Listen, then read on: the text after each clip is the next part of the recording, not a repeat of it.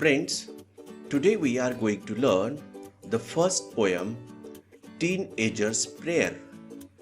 You know that in the last period we have learned something about the contents, that in this whole year we have to learn different contents. So today we are going to start Unit 1.1, A Teenager's Prayer.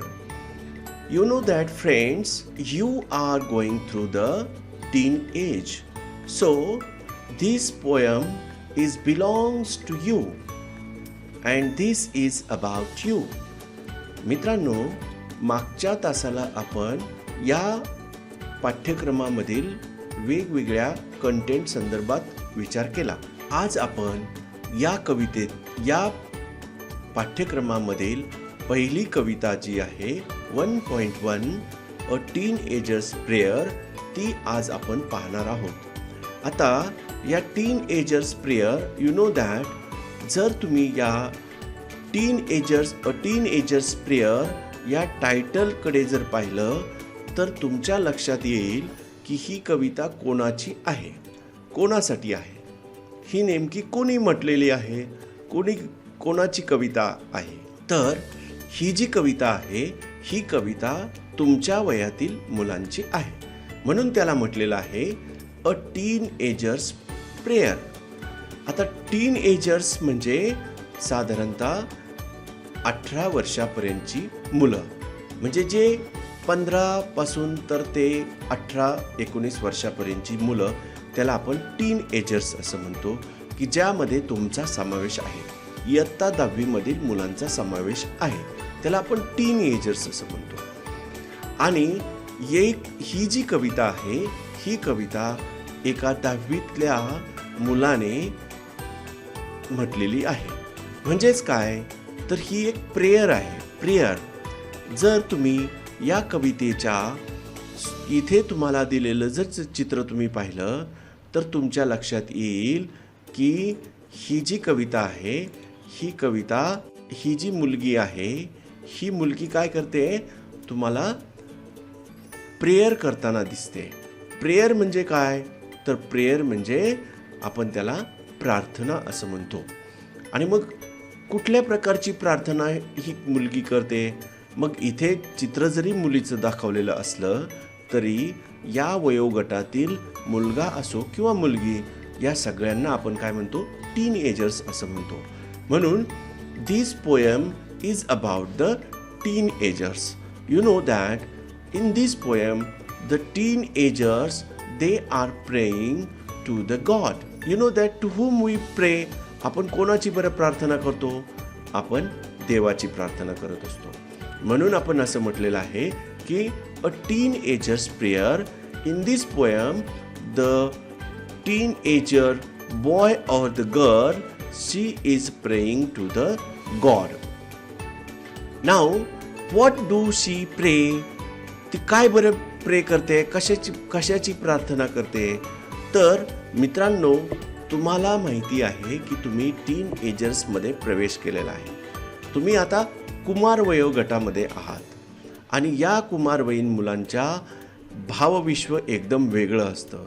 आणि या भावविश्वामध्ये वावरताना त्या मुलांच्या मनामध्ये अशा काही चांगल्या गोष्टी निर्माण झाल्या पाहिजेत की जेणेकरून भावी आयुष्यामध्ये त्याला जीवन जगताना एक प्रेरणा मिळाली पाहिजे. म्हणूनच या कवितेमधला जी मुलगा किंवा मुलगी आहे, ती मुलगा किंवा मुलगी ती देवाकडे प्रार्थना करते आणि या प्रार्थनेच्या माध्यमातून ती वेगवेगळ्या गोष्टी सांगण्याचा प्रयत्न करत आहे की what the teenagers can think about himself. ते त्यांच्याबद्दल काय बरं विचार करत असतील किंवा कशा पद्धतीने त्यांना देवाकडून काय अपेक्षित आहे, हे सगळं या कवितेमध्ये सांगण्याचा छोटासा प्रयत्न या टीनएजर्स प्रेयरमधून केलेला आहे. Now when we look at now first of all I am going to read this poem. Each day brings new beginnings. Decisions I must make I am the only one to choose the road that I will take.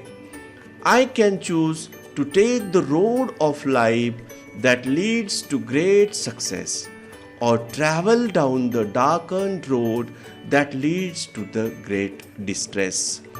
Please open my eyes, dear Lord, that I might clearly see.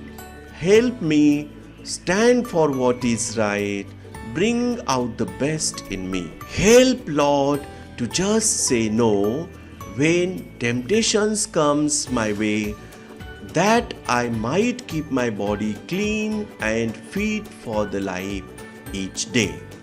When my teenage years are over, I know that I will see that life is lived its very best with you walking next to me.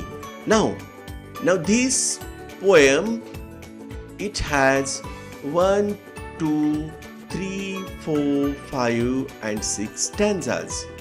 Friends, you know that this is called as a stanza. This is called as a stanza. And you know that this poem is divided into 6 different stanzas, and the 6 different stanzas are thread are woven into one thread, that is the prayer. या कवितेमध्ये 6 वेगवेगळे स्टॅन्झाज आपल्याला इथे पाहायला मिळतात आणि मग ह्या प्रत्येक स्टॅन्झामध्ये ही जी प्रेयर आहे ती प्रेयर या कवीने केलेली आहे आणि ही जी प्रार्थना आहे या प्रार्थनेच्या माध्यमातून वेगवेगळ्या गोष्टी या कवीने काय केलेल्या आहेत सांगण्याचा प्रयत्न केलेला आहे. आणि मग आपल्याला या मुलांच्या भावविश्वामध्ये असलेल्या वेगवेगळ्या गोष्टी आहेत, या गोष्टी या कवीने येथे उलगडून सांगण्याचा प्रयत्न केलेला आहे. Now we can go to the first stanza. Now look at here, you can see that each stanza, now first of all we will go to the first stanza, and the first stanza is, each day brings new beginnings, decisions I must make, I am the only one to choose the road that I will take. Now each day brings new beginnings.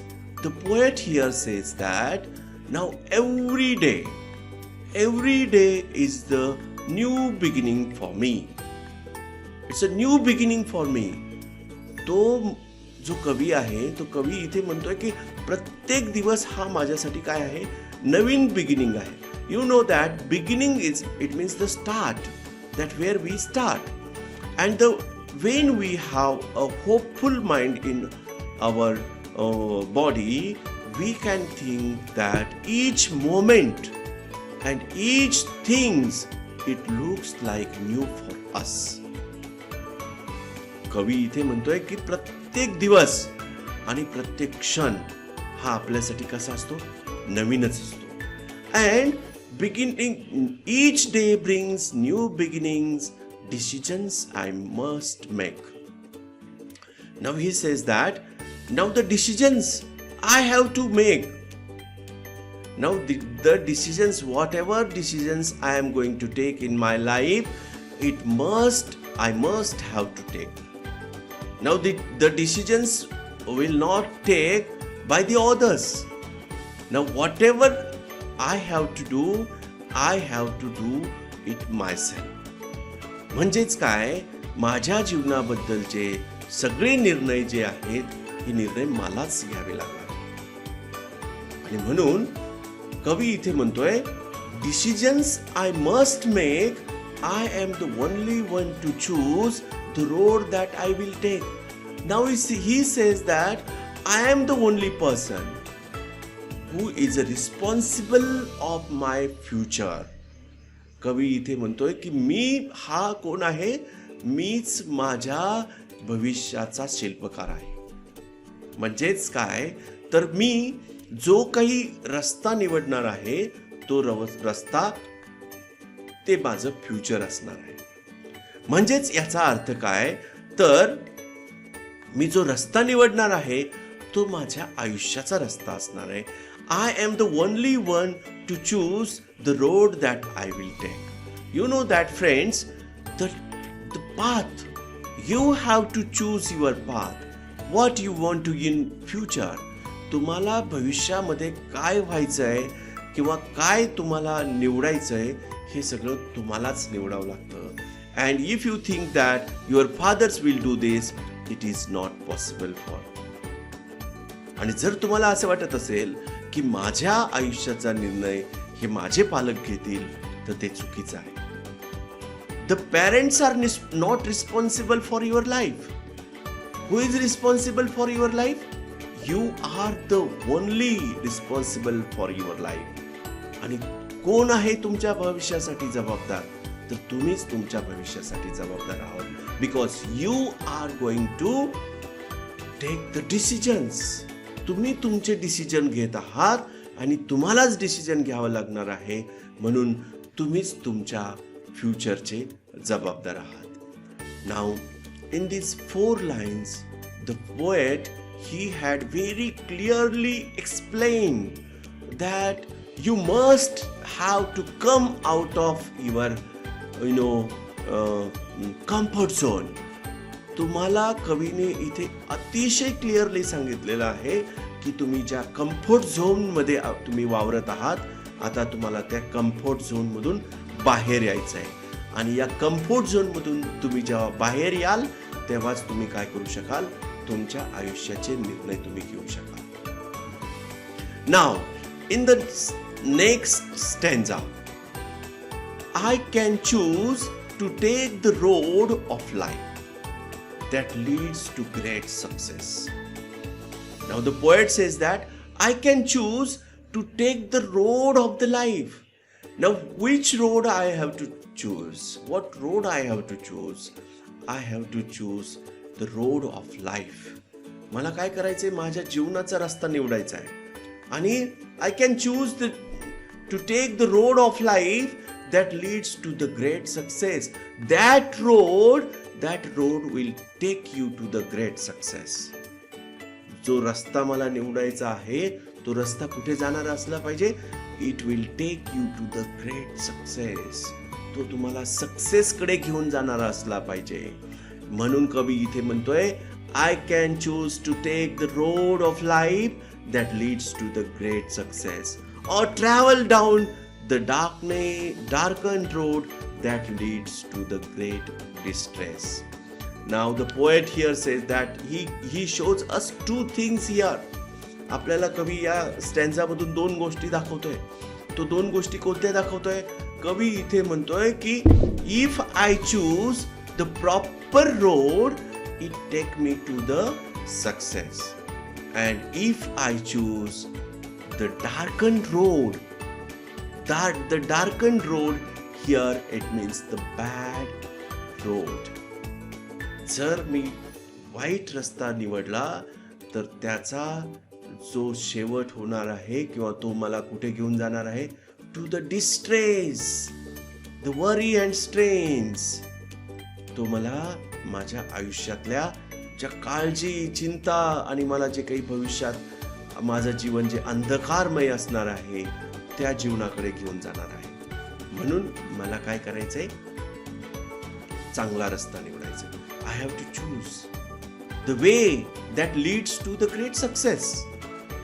Now, in the 3rd stanza, the poet says, "Please open up my eyes, dear Lord."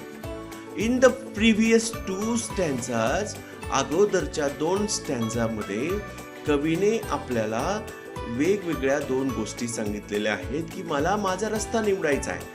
जर मी माझा रस्ता चांगला निवडला तर तो मला सक्सेसकडे घेऊन जाईल, आणि जर माझा रस्ता जर डार्कन रोड असेल, माझा रस्ता जर चांगला नसेल, वाईट असेल, तर तो मला काय करेल, मला पूर्ण आयुष्यामध्ये चिंता, दुःख आणि माझं जीवन कसं अंधकारमय असेल, असं कवी इथे सांगतोय. मात्र 3ऱ्या स्टॅन्झामध्ये कवीने काय केलेलं आहे, now the poet in this poem he prays to the God. Now the boy, the teenager boy or girl, he prays to the God. आणि हा जो टीनेजर मधला मुलगा किंवा मुलगी आहे ते दोघं काय करतायत आता प्रार्थना करतायत गॉडला. You know that he lord, that is the God, and you know that God is the supreme power in the world, and you know that we praise to the God. आणि आपण म्हणतो की गॉड कोण आहे, तर तो supreme power आहे जो आपल्याला चांगल्या वाईट गोष्टी शिकवतो. जो आपण जर आपल्या जीवनामध्ये काही जर अडचणी निर्माण झाल्या तर आपण देवाकडे धावतो, देवाचा दावा करत असतो. आणि मग कवी इथे म्हणतोय की that the teenager boy he prays to the God. तो गॉडकडे प्रे करतो, प्रार्थना करतोय, please open my eyes dear lord. तो म्हणतोय की dear lord please open my eyes, माझे तू डोळे उघड, that I might clearly see. Now you know that I am in a teenage and I have the blindness on my eyes, in my eyes, and you know that I cannot see what is good and what is bad, but you give me such kind of power that I can clearly see what is good and what is bad. So please open up my eyes, dear Lord, that I might clearly see. Help me to stand for what is right. Bring out the best in me. Again he prays to the God that, hey God, help me stand for what is right. हे God तू मला मदत कर की कोणतं चांगलं आहे त्या चांगल्याच्या बाजूने मी असेल, आणि मला bring out the best in me, आणि माझ्यामध्ये ज्या चांगल्या गोष्टी आहेत त्या चांगल्या गोष्टी मला माझ्या जीवनामध्ये अंगीकारण्याचं मला एक ताकद दे. Help me stand for what is right and bring out the best in me. आणि माझ्यामध्ये ह्या चांगल्या गोष्टी तू काय कर, इन्कल्केट कर. त्या सगळ्या गोष्टी चांगल्या ज्या गोष्टी आहेत, best. The poet here says that the best, it's not good, it's not better, but the poet says the best. चांगल्यातल्या चांगल्या गोष्टी माझ्यामध्ये कशा रुजतील याच्यासाठी तू मला मदत कर. Now in the fourth stanza the poet says, help Lord to just say no. Now like the previous stanza, या अगोदरच्या स्टॅन्झा सारखंच कवी इथे सुद्धा काय करत आहे, प्रे करत आहे, गॉडकडे प्रार्थना करतोय. काय प्रार्थना करतोय कवी, की जसं तू मला चांगल्या आणि वाईट गोष्टी कशा पाहायच्या ते तू जसं मला सांगणार आहेस, माझ्यामध्ये ज्या चांगल्याच गोष्टी आहेत ते तुझ्या the best things that bring out in me, माझ्यामध्ये चांगल्यात चांगल्या गोष्टी जशा तू घडवण्याचा प्रयत्न करणार आहेस, तसंच हे lord you can give me the strength. तू मला काय कर, एक स्ट्रेंथ दे, ताकद दे. कशासाठी ताकद हवी आहे, कशासाठी या टीनेजर्सच्या मुलाला ताकद हवी आहे. Now he prays to the God that give me such kind of strength that I can say no, that I can say no when the temptations come my way. जेव्हा माझ्या रस्त्यामध्ये, माझ्या जीवनाच्या वाटेमध्ये जेव्हा काही प्रलोभन येतील, you know that you are in a teenage, so there are lots of temptations comes in your way. आणि मित्रांनो, तुम्हाला माहिती आहे की टीन एजर्सच्या वयामध्ये असताना आपल्या समोर अनेक प्रलोभनं येत असतात, आणि जर आपण त्या प्रलोभनाला बळी पडलो तर ॲटोमॅटिकली आपलं भवितव्य अंधकारमय होत असतं, आणि पुढच्या ज्या गोष्टी आपल्याला सुखकर होणाऱ्या असतात त्या आपल्याला कष्टदायी होत असतात, आणि आपल्याला भविष्याची चिंता आपल्यासमोर सारखी सतावत असते. म्हणून कवी इथे म्हणतोय, the child in this poem, he prays to the God that you can give me such a strength that I can say no to the temptations. मी या प्रलोभनाला नाही म्हणू शकलो पाहिजे. माझ्यामध्ये ही ताकद आली पाहिजे की ती जी ताकद मला काय करेल, माझ्या समोर असलेल्या प्रत्येक प्रलोभनाला मी नाही म्हणू शकेल. मित्रांनो, आपण आपल्या मित्राबरोबर वावरत असताना अनेक आपल्याला चांगले वाईट मित्र भेटत असतात आणि मग ज्या वेळेला एखादा जर वाईट मित्राची संगतीमध्ये आपण गेलो आणि त्या मित्राने आपल्याला काही आमिष प्रलोभनं दाखवली तर आपण त्या प्रलोभनाला बळी पडतो आणि आपणही त्याच्याबरोबर वाहवत जातो. म्हणून कवी इथे म्हणतो की मित्रांनी जे प्रलोभनं दाखवलेली असतात, जे मला माझ्या रस्त्यामधले प्रलोभन आहेत, त्या प्रलोभनाला मी नाही म्हणू शकलो पाहिजे. ही ताकद तू माझ्यामध्ये दे. That might keep my body clean and fit for life each day. He says that I can keep my body clean and fit to face the life. आणि मी ज्याच्यामधून काय करू शकलो पाहिजे, माझी बॉडी आणि माझं मन, माझं शरीर हे सगळं मी कसं ठेवलं पाहिजे, तंदुरुस्त राहिलो पाहिजे. माझं मनही तेवढं पॉवरफुल असलं पाहिजे की जे मला माझ्या भविष्यातल्या अनेक गोष्टीला सामोरं जाण्यासाठी मदत करू शकेल. मी तितकाच पॉवरफुल असलो पाहिजे, मी तितकाच शरीराने पण आणि तितकाच मनाने पण पॉवरफुल असलो पाहिजे की जो मी माझ्या भविष्याचा विचार करू शकेल आणि भविष्याला सामोरं जाऊ शकेल. Now in the last stanza the poet says here that when my teenage years are over, he says that now the days will go and the years will go and I have to come out from the teenagers and I have to come out from the teenage.